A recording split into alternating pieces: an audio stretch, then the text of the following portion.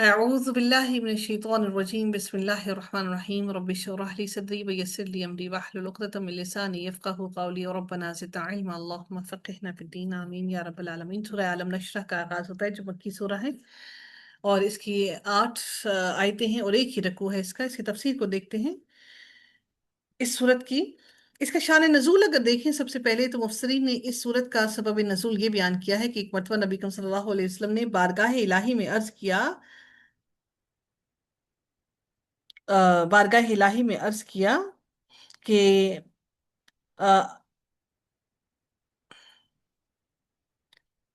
آپ نے حضرت ابراہیم علیہ السلام کو خلت اور عنایت فرمائی، حضرت موسیٰ علیہ السلام کو رتبہ کلیمی عطا فرمائی، حضرت داؤد علیہ السلام کے لیے لوہے اور پہاڑوں کو مسخر فرمایا، اور سلیمان علیہ السلام کو جن اور انس اور ہوا پر سلطنت عطا کی۔ مجھ کو آپ نے خصوصی امتیاز کیا عنایت فرمایا ہے، یعنی کہ ان ساروں کو کچھ نہ کچھ خصوصیت آپ نے عطا کی ہے، تو مجھے آپ نے کیا عطا کیا؟ اس کے جواب میں یہ صورت نازل ہوئی جس میں ان مخصوص انعامات کا ذکر کیا گیا ہے، یعنی جس میں ان کا سینہ کھولا۔ یہ اللہ تعالیٰ نے اور کسی کو یہ انعام نہیں دیا جو اللہ تعالیٰ نے نبی اکرم صلی اللہ علیہ وسلم کو عطا کیا، اس سے بڑھ کر وَرَفَعْنَا لَكَ ذِكْرَكَ، ان کا ذکر کو بلند کیا، سبحان اللہ، جو آپ کے سوا کسی کو یہ میسر نہیں ہوا۔ بظاہر یہ سوال معراج سے پہلے کا ہو سکتا ہے، کیونکہ معراج میں اور اس کے بعد حق تعالیٰ نے حضرت صلی اللہ علیہ وسلم کو مخصوص عظیم نعمتیں عطا فرمائیں کہ انبیاء سابقین میں سے کسی کو ان کا عشر عشیر بھی حاصل نہ ہو سکا، یعنی کہ نبی کریم صلی اللہ علیہ وسلم کو جو اللہ تعالیٰ نے نعمتیں عطا کی وہ کسی اور نبی کو نہیں عطا کی۔ اس آیت کا وجہ تسمیہ یعنی کہ نام کا اگر ذکر کیا جائے تو وہ کیا ہے کہ لفظی اعتبار سے ظاہر ہے کہ اس کے شروع میں عالم نشرح موجود ہے، اور معنوی اعتبار سے اس صورت کا مضمون کیا ہے؟ کمالات محمدیہ، یعنی نبی کریم صلی اللہ علیہ وآلہ وسلم کے کمالات اور جو احسانات اللہ تعالیٰ کی طرف سے ان کے اوپر ہیں وہ ہیں۔ اس میں ان کا سینے کو کھول دینا، سینے کے اندر کشادگی پیدا کر دینا، اس میں وسعت پیدا کرنا، اللہ تعالیٰ نے جو ان کو انعامات عطا کیے ان سب کا ذکر کیا گیا ہے، اس لیے اس سورہ کا نام بھی علم نشرح رکھا گیا۔ اللہ تعالیٰ فرماتے ہیں بسم اللہ الرحمن الرحیم علم نشرح لک صدرک، کیا ہم نے آپ کی خاطر آپ کا سینہ نہیں کھول دیا؟ پہلا کمال کہ اللہ تعالیٰ نے فرمایا کہ کیا ہم نے آپ کے لیے آپ کے سینے کو نہیں کھول دیا؟ یہ جو مرتبہ ہے یہ ہدایت کا آخری مرتبہ ہے، اس سے بڑھ کر اور کوئی مرتبہ نہیں۔ یہ اللہ تعالیٰ جب سینے کو کھول دیتا ہے اس سے بڑھ کر اللہ تعالیٰ کی طرف سے کوئی انعام نہیں۔ ہم لوگ وہ دعا پڑھتے ہیں نا، رب اشرح لی صدری ویسر لی امری واحلل عقدۃ من لسانی یفقہوا قولی۔ یہ بات سوچ لیجئے کہ اللہ رب العزت کی ذات جب کسی کے سینے کو کھول دے تو اس سے بڑھ کر کوئی مرتبہ اور کوئی آسانی انسان کے لیے نہیں ہو سکتی۔ اللہ تعالیٰ سے دعا کیجئے کہ اے اللہ تو اس قرآن کے لیے ہمارے سینے کو کھول دے، کیونکہ یہ جو قرآن ہے یہ سینوں پہ اترتا ہے، دلوں پر اترتا ہے۔ اس کو سینے میں اتارنے کے لیے اور سینے میں محفوظ کرنے کے لیے تگ و دو کرنے کی ضرورت ہے، کوشش کرنے کی ضرورت ہے۔ تو رب کائنات جس کے سینے کو کھول دے اس سے بڑھ کر کوئی عنایت اللہ کی ہو نہیں سکتی۔ اللہ تعالیٰ ہمارے دلوں کو حسد سے محفوظ کر کے اس سینے کو اللہ تعالیٰ اپنے دین کے لیے خالص کر لے اور کھول دے اس کو قرآن کے لیے، اس کے دروازوں کو کھول دے جس پر زنگ آلود تالے لگے ہوئے ہیں، وہ تالے جو کھل نہیں پا رہے، اور اللہ تعالیٰ اس ہدایت کو ہمارے دلوں میں اتار دے۔ اللہ تعالیٰ نے یہ شرف نبی اکرم صلی اللہ علیہ وآلہ وسلم کو دیا، یہ کمال کا مرتبہ اللہ تعالیٰ نے نبی اکرم صلی اللہ علیہ وسلم کو دے کر نبی اکرم صلی اللہ علیہ وآلہ وسلم کو سے پوچھا کیا ہم نے آپ کی خاطر آپ کا سینہ نہیں کھول دیا؟ ہم سمجھتے ہیں کہ ہم نے ساری زندگی نہیں سیکھا، ہم نے عربی نہیں سیکھی، قرآن نہیں سیکھا، اب اس عمر میں ہم سے نہیں ہوتا، کیوں؟ کیونکہ ہمارا سینہ بند ہو گیا. ہم کہتے ہیں دماغ کام نہیں کرتا، اللہ نے ہمارے سینوں کو بند کر دیا. اللہ رب العزت پھر مزید فرماتے ہیں وَوَضَعْنَا عَنْكَ وِزْرَكَ. اب نبی کریم صلی اللہ علیہ وسلم کا سینہ ایک ہے جو باطنی طور پر، اور ایک ہے وہ جو غائبی طور پر. یعنی کہ نبی کریم صلی اللہ علیہ وسلم کا سینہ نہ صرف ایسا کہ اللہ تعالیٰ نے علم کے لیے کھولا، بلکہ اس کے باوجود اللہ تعالیٰ نے نبی کریم صلی اللہ علیہ وسلم کا سینہ ایک اور طرح سے بھی، حضرت جبرائیل علیہ السلام نے ان کا سینہ چاک کر کے ان کا سینہ دوسری طرح بھی کھولا، اور اس کے اندر سے ان کے حسد کو نکال دیا، کینہ کو صاف کر دیا، دل کو دھو دیا. پہلی بار جب آپ صلی اللہ علیہ وسلم حضرت حلیمہ کی پرورش میں تھے، اس وقت جبرائیل علیہ السلام اور میکائیل علیہ السلام نے آ کر آپ کا سینہ چاک کیا اور قلب مبارک دل کو نکالا، اس سے خون کی پھٹکی نکال کر پھینک دی، اور دل کو دھو کر اس میں سکینہ بھر دی. یعنی اس میں سکونت بھر دی، سکون بھر دیا، اور قلب کو، اور ان کے جو سینہ تھا اس دل کو سینے کے اندر سلائی کر دیا. یعنی بچپن سے ہی ان کی عادات، ان کی حرکات کو، بچپن میں، جب بچپن سے انسان تھوڑا سا بڑا بڑکپن میں لڑکپن میں آتا ہے، اس وقت میں ہی اس کو صاف کر دیا، بچپن کی تمام چیزوں کو، ان کی حرکات کو، ان کی عادات کو اچھا کر دیا. دوسری بار جب آپ صلی اللہ علیہ وسلم لڑکپن کی عمر میں، 10 برس کی عمر میں تھے، انہی دو فرشتوں نے آپ کا سینہ چاک کیا اور دل کو نکال کر ایک سونے کے تشت کے اندر اس میں رکھ کر اس کو دھویا، اور کوئی نورانی چیز دل میں ڈال دی اور اوپر سے بھی چھڑک دی. فرشتوں نے کہا کہ کینہ اور بدخواہی کے جذبات سے دل کو پاک کر کے، اور اس میں ہم نے شفقت اور مہربانی بھر دی. حضور صلی اللہ علیہ وسلم نے فرمایا کہ اس وقت سے میں اپنے قلب میں ہر چھوٹے بڑے پر شفقت اور مہربانی پاتا ہوں. اس عمر میں چونکہ آپ جوانی کے قریب تھے، اس لیے اس شک کے صدر سے جوانی کی تمام کی تمام غلط باتیں، شہوت اور غضب وغیرہ، غصہ وغیرہ سے آپ کے سینے کو پاک کر دیا گیا. تیسری مرتبہ جب زمانہ بعثت کے قریب آپ صلی اللہ علیہ وسلم غار ہرا میں عبادت میں مشغول تھے، تو حضرت خدیجہ رضی اللہ تعالیٰ عنہ بھی خدمت اقدس میں حاضر تھیں. اس وقت تیسری مرتبہ ہی انہی دونوں فرشتوں نے آپ کا سینہ چاک کیا اور قلب مقدس کو سونے کے تشت میں آب زمزم سے دھویا، اور پھر ان کے سینے میں واپس سلائی کر دیا، اور پھر ان کی پشت پر مہر نبوت ثبت کر دی، لگا دی، پشت پر مہر نبوت ثبت کر دی.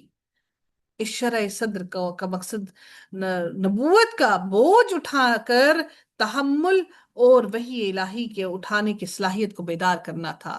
یعنی یہ نہیں کہ ہر مرتبہ جو سینہ چاک ہوا اس کا مقصد ایک ہی تھا، نہیں، ہر مرتبہ سینے کو چاک کر کے ان کے دل کے اندر ایک نئی چیز کو ڈالنا مقصود تھا. چوتھی مرتبہ شرح سینہ، یعنی کہ ان کے جو سینے کو چاک کیا، وہ شب معراج میں ہوا. اس واقعے میں ایمان اور حکمت سے دل کو پر کرنا مقصود تھا. سفر معراج پر جانے سے قبل اس لیے شک صدر ہوا کہ آپ صلی اللہ علیہ وسلم کو عالم ملکوت کی سیر اور عالم بالا کی تجلیات برداشت کرنے کی قوت پیدا ہو جائے، کیونکہ جتنا دل طاقتور، اتنا جسم کے اندر ہمت زیادہ. یہ 4 بار نبی کریم صلی اللہ علیہ وآلہ وسلم کا سینہ چاک ہوا. بعض مفسرین نے فرمایا کہ شک کے صدر یعنی نبی کریم صلی اللہ علیہ وآلہ وسلم کا سینہ جو ہے وہ 2 مرتبہ چاک ہوا، ایک مرتبہ بچپن میں اور ایک مرتبہ جب وہ شب معراج کے لیے گئے. اور واللہ عالم، اللہ تعالیٰ بہتر جانتا ہے کہ یہ کتنی مرتبہ ہوا. بہرحال ہمارے نزدیک یہ مختلف رائے ہیں. اللہ رب العزت اس کے بعد ارشاد فرماتے ہیں وَوَضَعْنَا عَنْكَ وِزْرَكَ، اور ہم نے آپ کے اوپر سے آپ کے اس بوجھ کو اتار دیا جس نے آپ کی پیٹھ توڑ ڈالی تھی.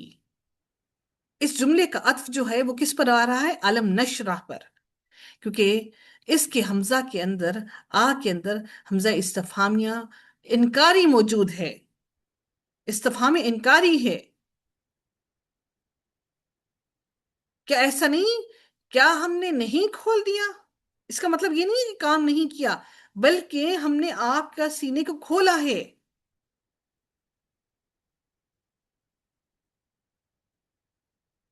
جب انسان پر کوئی بڑا بوجھ لاد دیا جائے تو اس کی کمر جھک جاتی ہے۔ ان آیتوں میں اشارہ ہے کہ وہ بوجھ جس نے آپ کی کمر جھکا دی تھی، ہم نے اس کو آپ سے ہٹا دیا۔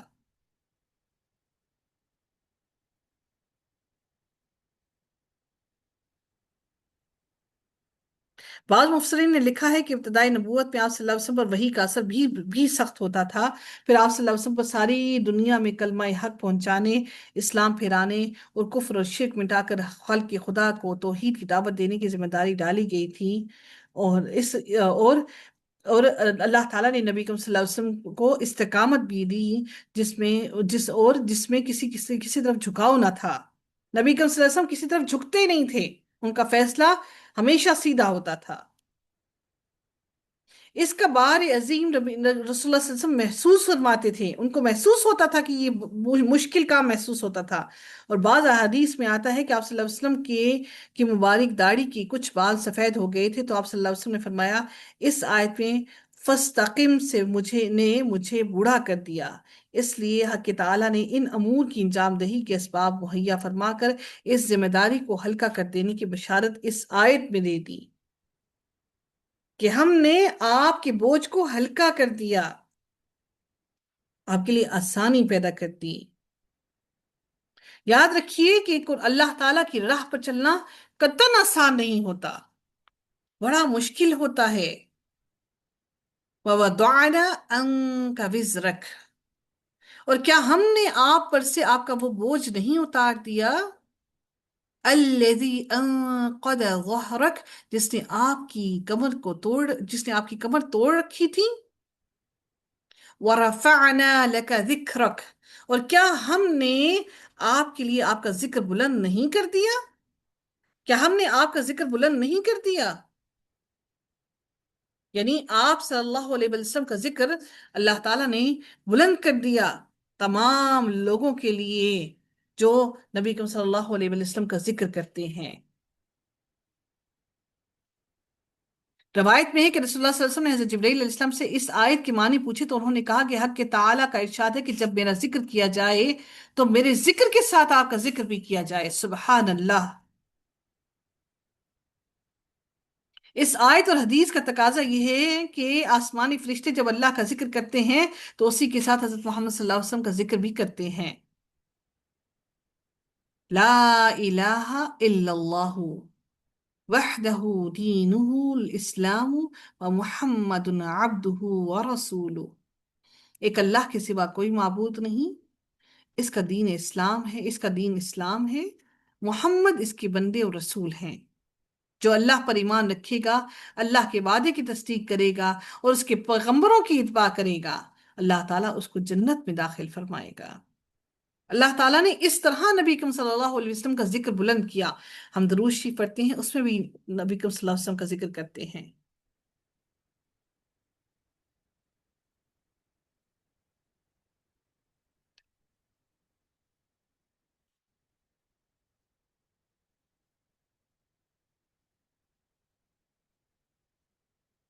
اس سے مراد کیا ہے کہ نبی کریم صلی اللہ علیہ وسلم کا ذکر اللہ تعالیٰ نے بلند کیا۔ ہم تشہد میں، خطبوں میں، اذان میں، تکبیر میں نبی کریم صلی اللہ علیہ وسلم کا ذکر کرتے ہیں۔ عالم بالا کے فرشتے اللہ کے ذکر کے ساتھ نبی کریم صلی اللہ علیہ وسلم کا ذکر کرتے ہیں، جس طرح اللہ تعالیٰ نے فرمایا کیا کہ اللہ تعالیٰ اور فرشتے بھی نبی کریم صلی اللہ علیہ وآلہ وسلم پر درود بھیجتے ہیں۔ یہ وہ انعام ہے جو اللہ تعالیٰ نے نبی کریم صلی اللہ علیہ وسلم کو دیا کہ ان کے ذکر کو بلند کیا۔ الذی انقض ظہرک ورفعنا لك ذکرک فإن مع العسر یسرا، اللہ رب العزت فرماتے ہیں پھر یقیناً ہر مشکل کے ساتھ آسانی ہے۔ ہر مشکل کے بعد اللہ تعالیٰ آسانی دیتا ہے۔ ان مع العسر یسرا، بے شک ہر مشکل کے ساتھ آسانی ہے۔ پھر مزید تاکید دے کر اللہ نے فرمایا فَإِذَا فَرَغْتَ فَانصَبْ، پھر جب آپ فارغ ہو جایا کریں تو محنت کیا کیجئے۔ ہم جب فرصت میں ہوتے ہیں تو کیا کرتے ہیں؟ موبائل پہ سکرولنگ کرتے ہیں، لیکن رب کائنات نے فرمایا کہ جب آپ فارغ ہو جائیں تو اللہ کا ذکر کیا کریں، تو محنت کیا کریں، کوشش کیا کریں، اپنے رب کو راضی کرنے کی کوشش کیا کریں۔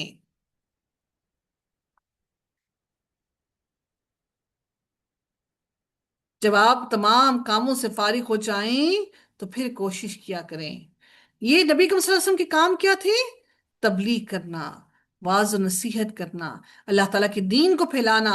اللہ تعالیٰ نے فرمایا جب ان سارے کاموں سے فارغ ہو جائیں تو پھر کوشش کیا کریں اپنے رب کو راضی کرنے کی۔ ہم سمجھتے ہیں کہ ہم نے قرآن پڑھ لیا، ہم نے نماز پڑھ لی، یہ تو ہمارے امور ہیں جو اللہ تعالیٰ نے ہمارے ذمے لگا دیے۔ پھر میرے رب نے فرمایا جب تم فرصت میں آ جاؤ، فارغ ہو جاؤ، تو پھر کوشش کرو۔ یعنی اللہ تعالیٰ کو راضی کرنے کے لیے، اس کی رغبت حاصل کرنے کے لیے اللہ کے سامنے مانگتے رہیں، اس کے آگے دعائیں کرتے رہیں، کوشش کرتے رہیں۔ یعنی ابھی ہم کوشش نہیں کر رہے، جو میں اور آپ قرآن بیٹھ کے پڑھ رہی ہیں یہ ہم کوشش نہیں کر رہے، یہ تو ہم پر فرض عائد ہے، یہ تو ہم نے کرنا ہے۔ یہ ساری کوششیں کرنے کے بعد اللہ تعالیٰ کا ذکر کریں فرصت میں بیٹھ کر۔ ہمارے پاس فرصت ہی نہیں، کیونکہ موبائلز نے ہماری زندگیوں کو اتنا مصروف کر دیا کہ ہمارے پاس فرصت ہی نہیں بچی۔ یہ اللہ تعالیٰ نے نبی کو اگر حکم دیا تو نبی کو کہہ کر ہم سب کو مخاطب کرنا مقصود ہے۔ وَإِلَىٰ رَبِّكَ فَارْغَب، اور اپنے رب ہی سے لو لگا لیجئے، رغبت حاصل کر لیجئے۔ یاد رکھیے کہ میں اور آپ ہم سب کے سب دنیا داری سے رغبت لگائے بیٹھے ہیں۔ ہم نے ابھی تک اللہ تعالیٰ سے رغبت نہیں لگائی، اللہ تعالیٰ سے محبت نہیں کر پائے، اللہ تعالیٰ کی محبت سے اپنے دل کو منور نہ کر سکے۔ دنیا اور دنیا کی زندگی بڑی ہی قلیل اور وقت بڑا ہی کم رہ گیا ہے۔ ابھی بھی ہمارے پاس فرصت نہیں بچی تو تب ہماری فرصت کب ہوگی؟ ہم خواتین سب سے زیادہ بدقسمت اس معاملے میں ہیں کہ جب ہم لڑکپن کی عمر میں آتی ہیں تو ہم گھرداری سیکھنا شروع کر دیتی ہیں، پڑھائیوں میں لگی رہتی ہیں۔ جیسے ہی جوانی میں چڑھتی ہیں تو پھر ہم کیا کرتی ہیں کہ ہماری شادیاں ہو جاتی ہیں، پھر بچے پیدا کیے، بچوں کو پالا پوسا، ان کی پرورش کی، بچے بڑے کر دی، ان کی شادیاں کر دی۔ اب ہمیں فکر لاحق کہ بچوں کو جوائنٹ فیملی میں اپنے ساتھ جوڑ جوڑ کر رکھیں۔ بچوں کی شادیاں کر دی، پھر بہوؤں کی خدمت میں لگ گئی، پھر بچوں کے بچے پالنا شروع کر دیے، تو فرصت کا لمحہ کب ملے گا؟ اپنی ذمہ داریوں سے آزاد ہونے کی کوشش کیجئے۔ اللہ تعالیٰ نے اگر زندگی کے اس موقع پر اس وقت تک لے کر آیا ہے تو اب فرصت حاصل کیجئے، فرصت حاصل کر کے اپنے رب کے ساتھ تنہا ہونے کی کوشش کیجئے۔ دنیا کے کانٹوں نے ہمیں اپنے ساتھ اٹکائے رکھنا ہے۔ خلوت ملنا بھی اللہ تعالیٰ کی طرف سے بہت بڑی نعمت ہے، تو اللہ کا ذکر غفلت میں مت کیجئے، بلکہ خلوت میں ذکر الہی کیجئے، اور اپنی پوری توجہ کے ساتھ اللہ تعالیٰ کی طرف راغب ہو جائیے اور اس سے استغفار اور دعا کیجئے۔ اللہ تعالیٰ سے دعا ہے کہ رب کائنات ہم سب کو وہ خلوت عطا کرے کہ جس کے اندر ہم رب کائنات کا دل جوئی سے ذکر کر سکیں اور اپنے رب کو راضی کر سکیں۔ وآخر الدعوانا الحمد للہ رب العالمین، صلی اللہ تعالی علی خیرہ خلقہ اجمعین برحمتک یا ارحم الراحمین۔ سبحانک اللہم وبحمدک، نشہد ان لا الہ الا انت، نستغفرک ونتوب الیک۔ السلام علیکم ورحمۃ اللہ وبرکاتہ۔